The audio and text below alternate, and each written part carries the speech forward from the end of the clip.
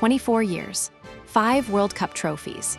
And somehow, Brazil arrived at this tournament having been humiliated 4-1 by Argentina in Buenos Aires, sacked their manager months before kickoff, and are now pinning their hopes on a 34-year-old who has spent more time in physiotherapy than on a football pitch.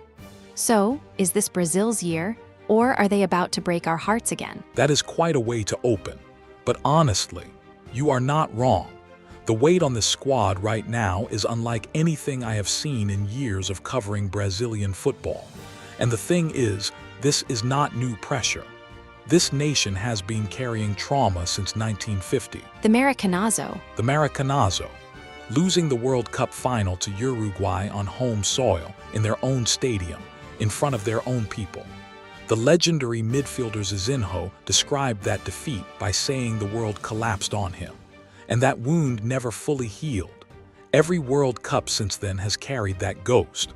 You can imagine what another disappointment on this stage would feel like. Which makes what happened in qualifying genuinely shocking, because this was not a close call. They finished 5th in CONMEBOL, 10 points behind Argentina. It was a disaster, a slow-motion disaster. They started decently, won their first 2 games, and then completely fell apart. 1 point in 4 matches, and then came Buenos Aires, the 4-1. That result did not just cost them points, it cost the manager his job.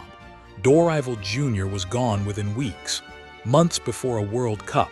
That is the kind of chaos that breaks squads. And yet, Carlo Ancelotti walks in, and somehow the whole conversation changes overnight. That appointment was genuinely one of the most remarkable things I have seen in international football. The most decorated club manager in Champions League history, taking his first international job for Brazil ahead of a home continent World Cup. It sent shockwaves, but here is the tension nobody talks about enough. Ancelotti brings a very pragmatic European philosophy. He has been explicit. Only players at 100% physical fitness make his squad. That is his rule. That is his identity as a coach. Which leads us directly to the most polarizing name on the team sheet. Neymar. Neymar, 34 years old. More injury layoffs in the past 3 years than most players have in a career. And yet, he is in the squad. How does that square with Ancelotti's fitness rule? It does not square with it at all.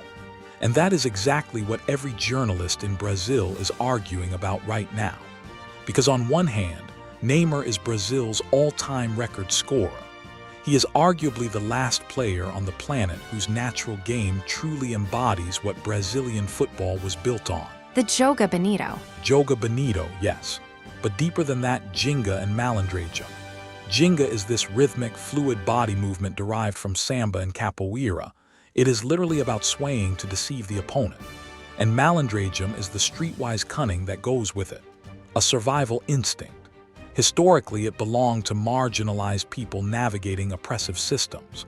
On a football pitch, it becomes something extraordinary, creative, deceptive, almost joyful under pressure. That is Neymar at his best.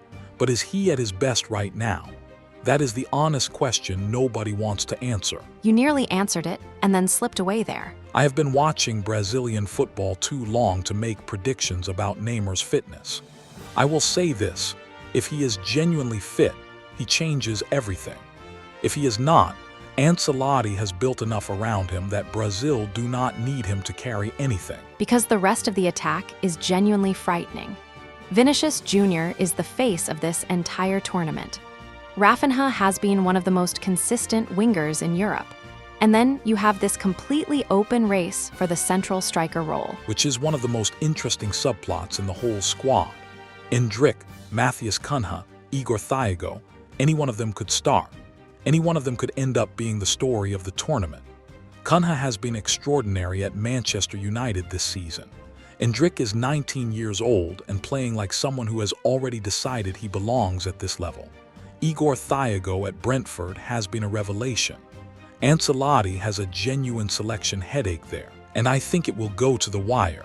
And then there is Rayan. Yes, Rayan from Bournemouth, a teenager, getting a World Cup call-up.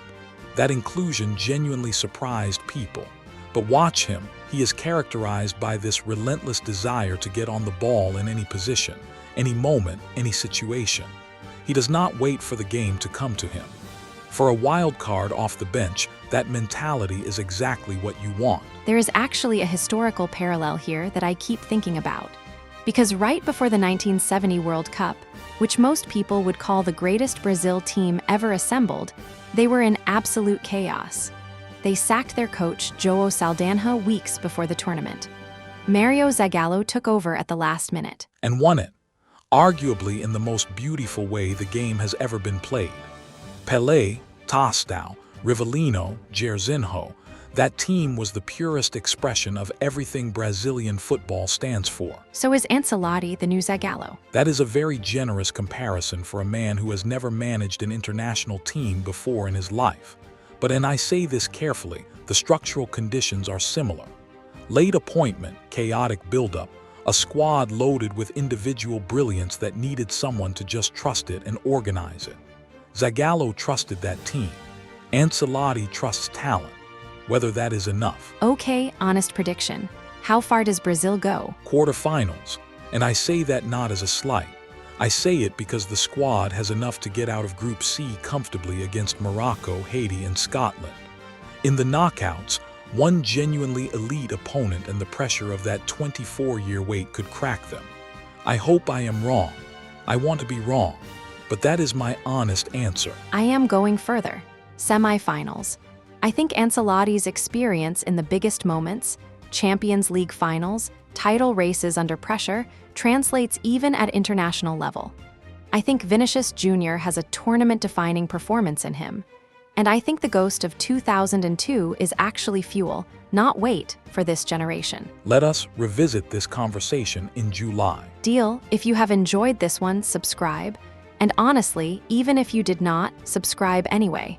There are 47 more of these coming, and at least one of them is going to change your mind.